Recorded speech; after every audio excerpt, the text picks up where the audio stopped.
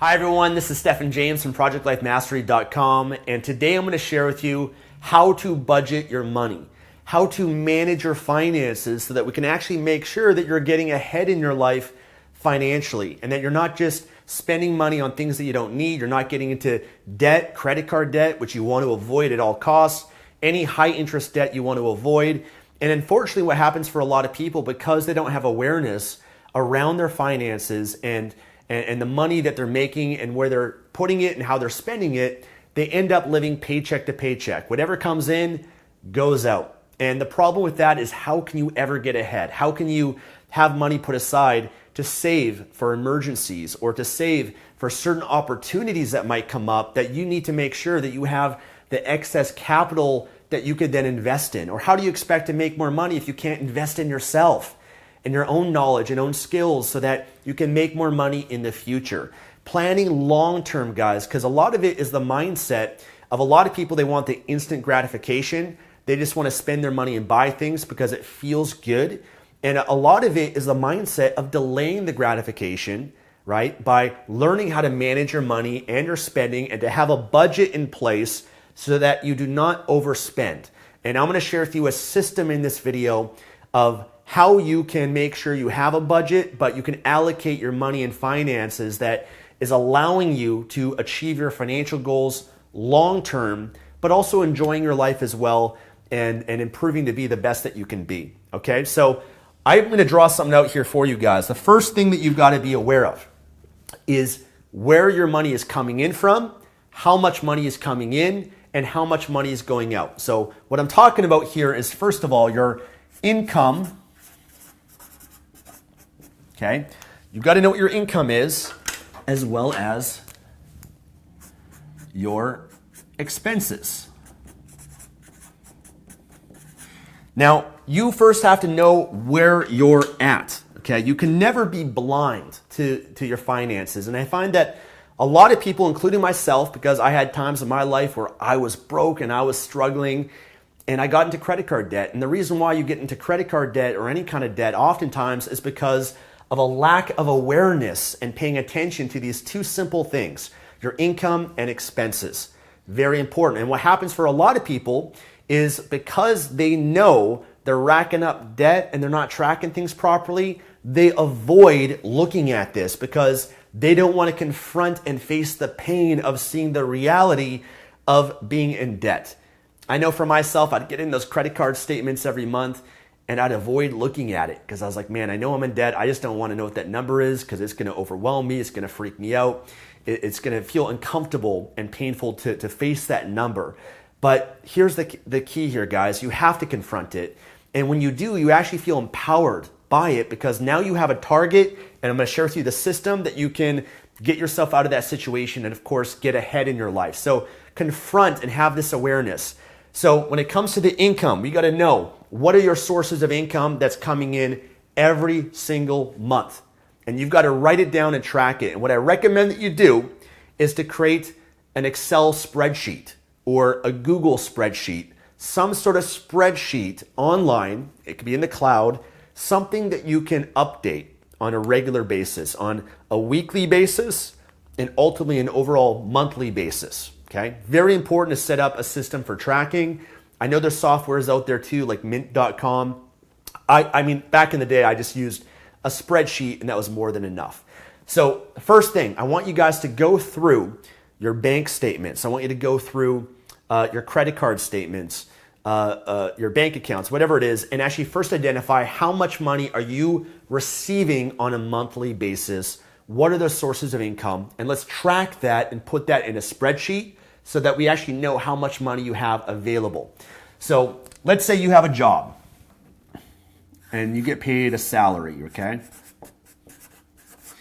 And let's say, just for simplicity as an example, you're bringing in $3,000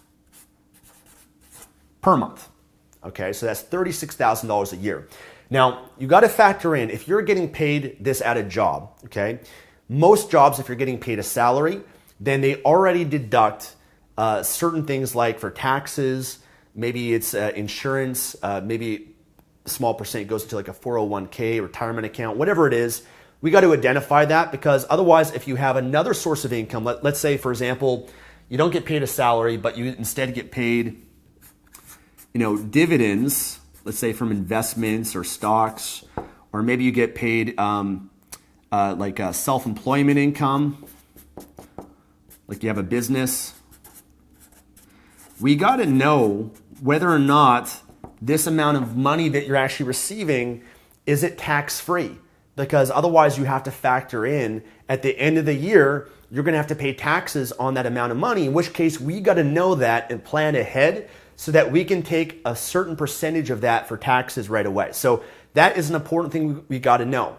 One mistake that I made, guys, when I first started a business when I was 21 years old, me and my business partners, we did not factor in taxes. So whatever amount of money we had coming in, $3,000 a month, let's say, we thought, great, we can spend $3,000 a month. And sure enough, we did. And then at the end of the year, when it came to report taxes and do all that sort of thing, we then realized that we then owed a couple $1,000s, which we didn't have, because we're taking all this money and we're putting it, we're just spending it, right? We didn't factor in the taxes. So that is an important thing you got to think about when you determine how much money you got coming in. So I'm just going to do a simple example here. Let's say the dividends, let's just say you get $100 a month from that. Maybe you've got a little side business, maybe an online business, you do some freelance work, and let's say you bring in, let's say $500 a month. Okay, so we could total up what your income is on a monthly basis, and let's say it is $3,600 a month. We got to know what that number is. Okay, we got to know how much you got coming in. So make sure you have that in a spreadsheet. Now, the next piece is we got to know what are your expenses.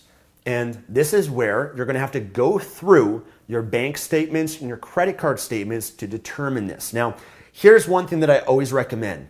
I recommend using credit cards and not using cash. Why?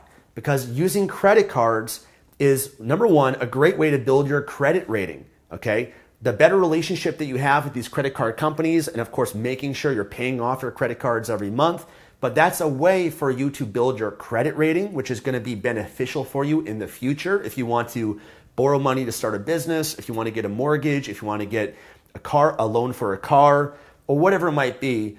Building those relationships and your credit rating is very important. So that's why you want to use credit cards. A credit card also allows you to track things a lot better versus when you're using cash, it's a lot harder for you to track things in a spreadsheet like what I'm going to show you. And then also, credit cards can allow you to get points, cash back. Sometimes you get air miles, you get little perks and things like that, which can be useful as well. So I use credit cards, but of course you've got to be aware of making sure you do not get into credit card debt. That's the worst kind of a debt.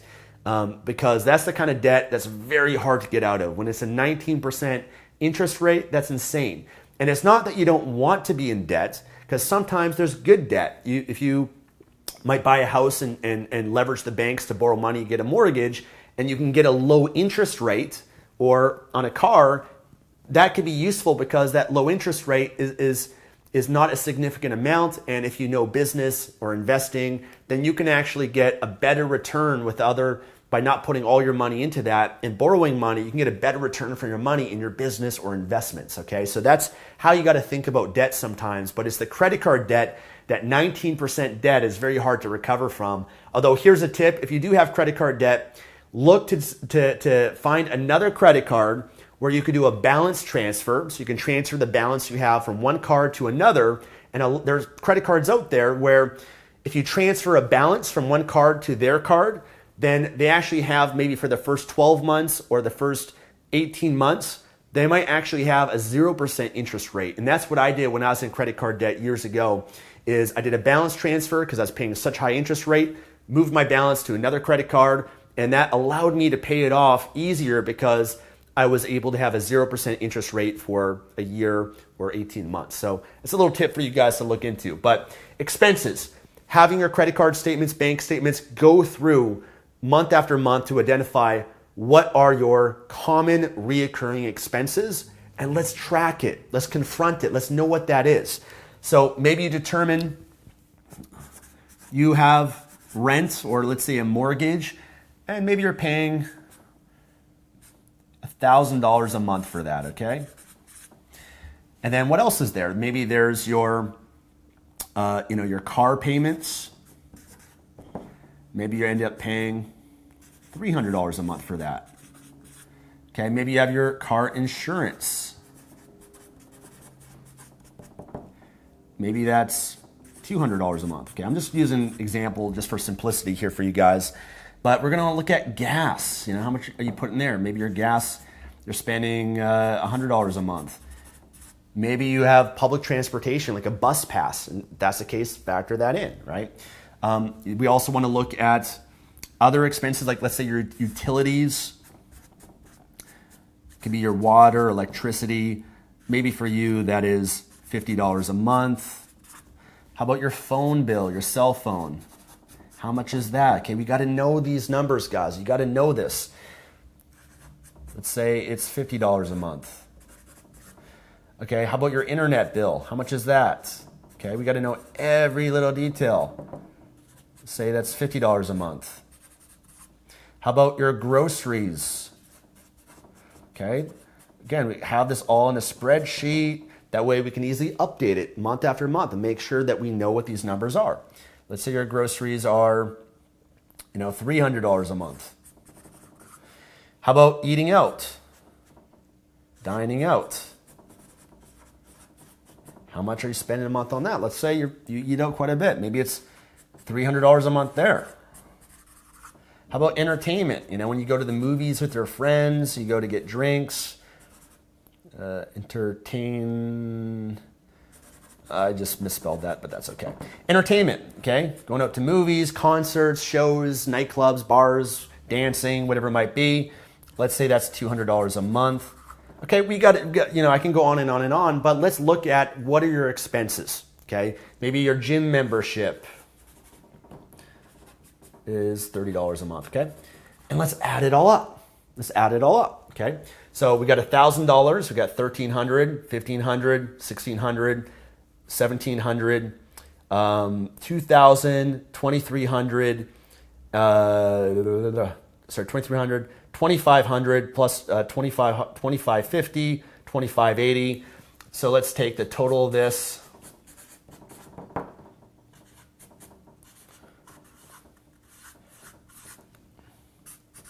Let's say your expenses are $2,580. Okay, maybe it's more than that because, let's say you buy some gifts, right? And you buy gifts for people's birthdays or Christmas or holidays, or there might be some additional things that you might have, okay? Let's just, for simplicity, let's round this up to $2,600. $2,600. So now we got to look at the difference. So the difference is you should have an extra $1,000 available in cash flow every month. So now the key here, guys, is to have a positive cash flow. Let's say that you do this and you're like, well, Stefan, I'm making $3,600, but I'm spending $3,600. Uh-oh. Or you're spending more than $3,600. That's not good. Now you're getting in debt. Now we have two options here. Two options. First option is, and we should be doing both of these simultaneously, by the way. First option is we have to increase this number. You've got to make more money. Now, there's many different ways you can do that. Get a higher paying job, get a second job, start a business, start an online business. There's a variety of different ways, of course, you can be resourceful and increase this, but you've always got to be looking to increase this number. And simultaneously, what you've got to be doing, because this one can take a little bit more time, of course, but the easier and faster way is to decrease this number, okay? So how can we cut off expenses? How can we make some sacrifices, guys? And don't be afraid to make sacrifices. I've had to, because part of getting what you want is knowing what you have to give up in order to have that. I mean, listen, if you want to have a great body, you want to be fit and sexy, you're going to have to sacrifice something. You're going to have to give up and sacrifice, eating junk food and going to McDonald's every day and eating a lot of sugar, right? It's not going to work. And by sacrificing, it might seem like you're giving something up, but you're actually gaining something much greater. right? We're delaying gratification. We're giving up that instant gratification, learning to make these sacrifices for the long-term betterment and future of your life, okay? That's how we got to think. That's the mindset. So how can we cut this out? How can we reduce expenses? I can share with you my story. Man, I had a time in my life, I was getting in debt. I had to cut out this, my rent. I had to move in with my friend and live on his couch, on his futon for 8 months to a year. Not easy to do, but I had to make that sacrifice to get myself out of debt. Hey, you know what? One point in my life, I had to get rid of my car. I had a beat up Honda Civic, 1989 Honda Civic, and I got rid of these expenses, and I was able to replace that with taking the bus, walking, taking a bike to get around. But those are some sacrifices I had to make. And I was able to cut out the gas, of course, as well. It might not be realistic or attainable for you to do that, but I want you to be creative and think about some things that you could do. Maybe you decide, hey, my phone plan, I don't need to use, there's a cheaper phone plan that I can downgrade to and save some money, or internet plan, or maybe there's a different company that I could explore, a different phone company, internet company I could switch to that might be cheaper. Dining out, that's an easy one because now you can prepare meals at home and that's going to be a lot healthier for you anyways. Entertainment, maybe you have to make some sacrifices there. So you're going to have to look at ways you can reduce your expenses. And then what you really got to do is you got to identify what is the budget that you're going to stick to, okay? So what is the hard limit, the hard cap that you're going to limit yourself with dining out? So let's say we're going to budget and we're going to stick here to, we're going to cut back a bit to $200 a month. And that's the budget you're going to have for dining out. Entertainment, let's cut that back a bit to $150 per month, okay? And all of a sudden, if we just do that, we can save $350 a month. Okay, just little things like that you've got to think about and set those budgets in place. But you've got to make sure, I got to make this clear, you have to make sure you have a positive cash flow. Okay, you have to be in the positive, not even or negative. You have to get to a positive by doing both of these simultaneously. Now, let's say that you are in a positive cash flow. Great, right? You have money you can put aside. What do you do with that money? Well, let me share with you guys what the ideal should be in terms of how you actually budget things. Okay, I'm going to share with you how to allocate your finances. This is a simple method that I actually learned from T. Harv Eker. T. Harv Eker wrote a great book called The Secrets of the Millionaire Mind. Highly recommend it. And this is known as like the JAR system. Okay, a way to budget and allocate your finances. So here's where you want your money ideally going and looking like. So the first jar you have is called Necessities, okay? Necessities. And you want 55%, okay? 55% of your expenses, okay, to be necessities. So necessities are what? Your rent, your car, your insurance, your gas, utilities, your phone, internet, these are all, for the most part, necessities, okay? So right now, what percent, this here is greater than 55%. That's not good, okay? Because that is going to limit you from being able to get ahead in your life, okay? Because you need to make sure we have the other 45% of your money going into things that will get you ahead. That's why you're getting stuck every month, is because you're caught up just paying your necessities. You can't get ahead to become financially free. Okay, we got to change that. So this is how you're going to budget. 55%, we got to bring this amount to be 55%. Next, we got to have what is known as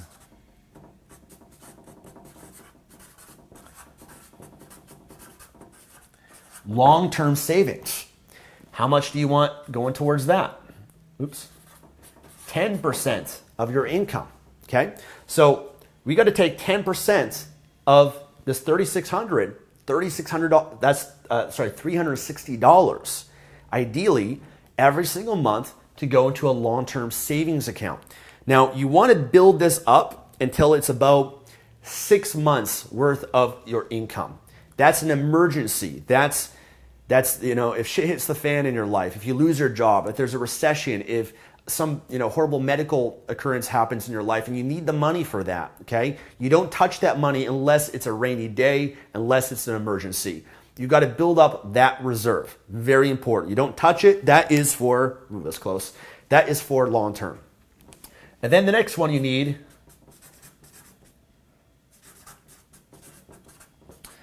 a financial freedom account. Very important. Okay? You got to take 10% to put into this. This is money that you can use to invest. This is money you can use to start a business. Things that will make you more money to bring up this number. Stocks or real estate, bonds, mutual funds, right? Different investments. And you got to make sure we build this up because there will be opportunities that come up that we got to make sure you've got the money for to take advantage of it. The worst thing is when there's opportunities that come up, but you can't afford to take advantage of it and you missed out. It could be an amazing course or training or business opportunity. Hey, you know what? It could be there's a recession, and in which case, if you have money put aside for it, you can buy companies and shares of companies and stocks at a discount and really blow up and create some incredible wealth. Like if you had this put aside, guys, let's say you built up a couple $1,000s and 2008 happened again where there's a recession and you could buy some of these stocks at a cheaper price like Bank of America, what would that be worth today, right? But it's because a lot of people, they don't have the money put aside and they're not able to take advantage of these opportunities that they miss out and they never get ahead. So we got to make sure we build that reserve for investing, a business opportunity, real estate, whatever it is to make more money. Bring this up, okay? The next one we need to have, this one's probably one of the most important ones, is education. Guys, you have to be improving yourself, okay? You got to be putting money aside to invest in you because you are the most valuable resource that is going to determine how much money you make. You got to develop your own skills. You have to buy books, go to seminars, go through courses, training programs, mentors and coaches, always improving to reinvest in yourself. Warren Buffett, the multi-billionaire, says the best investment you can ever make is not in a stock, is not in real estate, is not in business, but it's in you. So invest in you, okay? Put money aside for that to take your own education seriously and your own success seriously as well. And then from here, what we also have is fun. Okay, you got to enjoy yourself as well because if you're just working but making money but you're not rewarding yourself, then you're not going to be motivated because part of it is you got to enjoy some of the money that you're making. So put 10% into fun, into play, getting that massage, buying some clothes, going out with your friends. Like this fun could be your entertainment, right? Your entertainment should be here and have that and spend it guilt-free. There's no shame. You've earned that money. Enjoy it, okay? But don't overspend it if you don't have the finances for it. Don't go on these trips and vacations if you haven't put the money aside for it. Save it up and put it aside in this account for it. And then the last one is to give, okay? 5%, okay? And you can modify these numbers if you like, but this is a simple model. But giving and contributing is very important to building financial wealth and abundance. Why? Because what it does is it conditions your mind that you are abundant, that there's more than enough. And you can't be ruled by money and have so much attachment for it. I often use the example that, if you receive money, this $3,600, a lot of people, they have a scarcity mentality. They're so afraid of losing it or giving it away. So they clench it up and they keep it tight. The problem is when you have a closed fist like this is that more money can't flow in. You're closed off to new opportunities. And so instead, you have to be detached from it. You have to be willing to give up some of that money, contribute, trains you there's more than enough. That's what gives you true freedom. And making sure you're giving is a great way to condition that. Now, one thing that's important to understand when it comes to budgeting and managing your finances, it is not the amount that matters, it's the habit. Because here's the thing. If you can't currently manage the money you already have right now in your life and you're not doing this, if you make more money, but you don't develop this habit and this foundation, you're going to be in trouble. Okay, that's why, by the way, you see people that win the lottery, $100 million, and they end up back where they started. They lose it all because they didn't learn how to manage finances in the first place. So understand you have to manage the money you have now by managing that and building that habit, then you're going to be able to handle and manage higher amounts of money in your future, okay? So it really comes down to tracking awareness, a system for managing your money, making more money, being creative, being resourceful with that, cutting down your expenses. And I would do this every single week.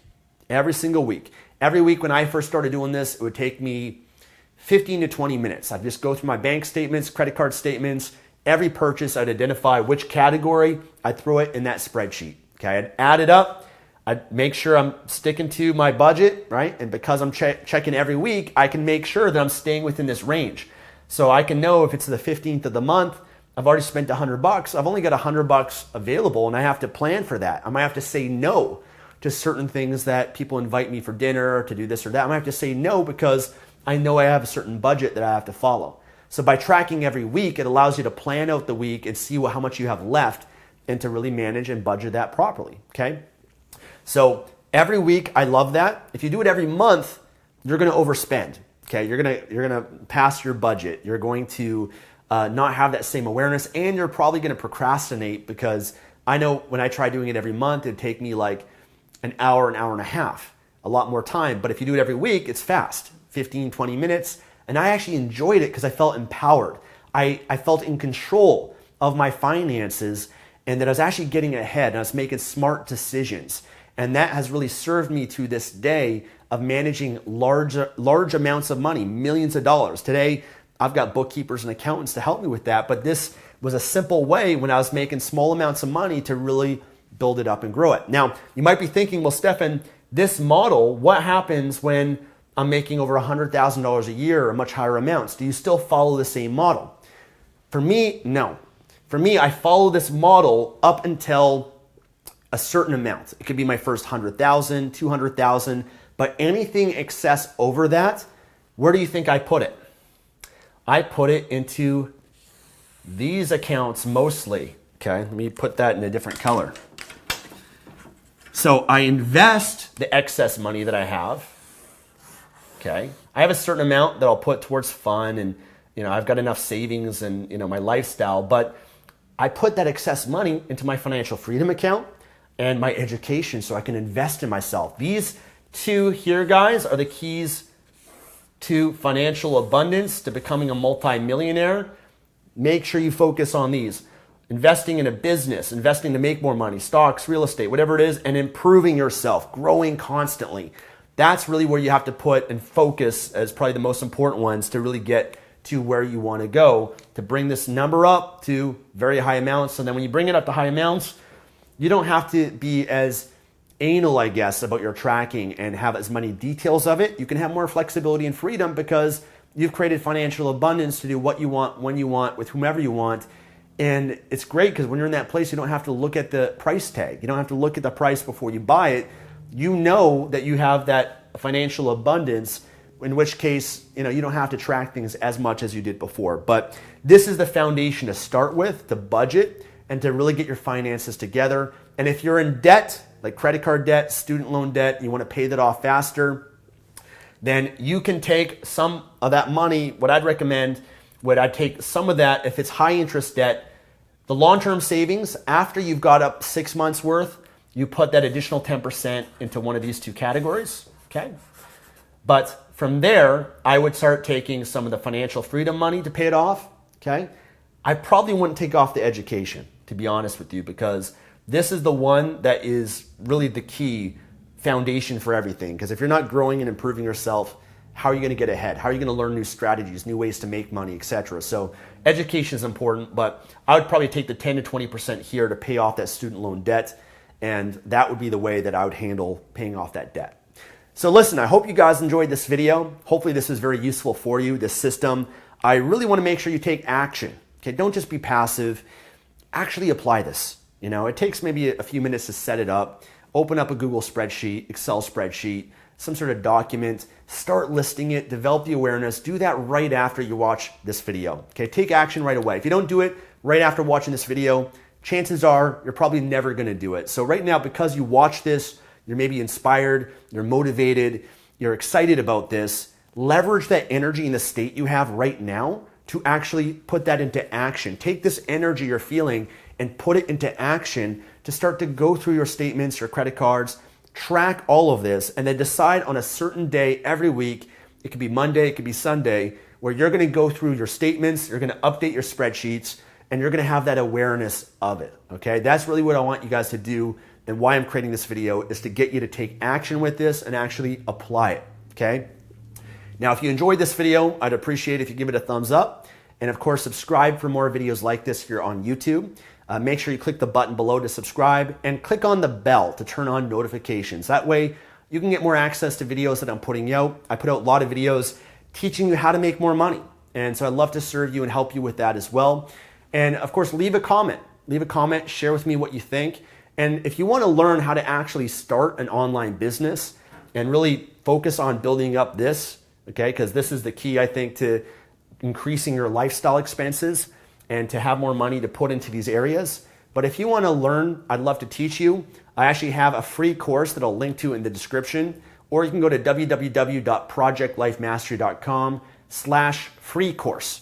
And I'll share with you 7 different ways that I make money online and how you can get started with each to determine which one's best for you. And you can get started to make some money on the side and build that up so that this number gets as high as you want it to be. Otherwise, thank you guys so much. Always believe, commit to mastery. Do not dabble, commit to mastery in your life. And I look forward to seeing you in the next video. Take care.